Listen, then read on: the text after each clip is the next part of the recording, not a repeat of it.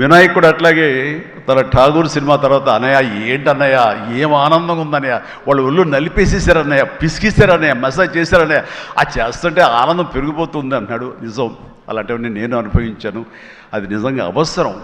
ఈ రోజున అలాంటి ఉత్సాహం చాలా సంవత్సరాల తర్వాత మళ్ళీ ఆ స్టేజ్ మీద ఎప్పుడో 2-3 దశాబ్దాల ముందు ఇలా ఇచ్చిపుచ్చుకోవటాలు, షీల్డ్స్ ఇచ్చిపుచ్చుకోవటాలు అనేవి మనం ఎప్పుడు చూడలేదు. అలా ఎగ్జిబిటర్స్కి, బయ్యర్స్కి, డిస్ట్రిబ్యూటర్స్కి ఇలా మా చేతుల మీదుగా స్టేజ్ మీద ఈ రకమైన కళకళలాడుతూ జరుగుతుంటే కనుక వా గత వైభవాన్ని మళ్ళీ వింటేజ్ చిరంజీవినే కాదు, వింటేజ్ ఫంక్షన్ సెలబ్రేషన్ కూడా తీసుకొచ్చిన ఘనత అనిల్ రావుపూడిది. So thank you so much. నాకైతే అది నాస్టాలజీ.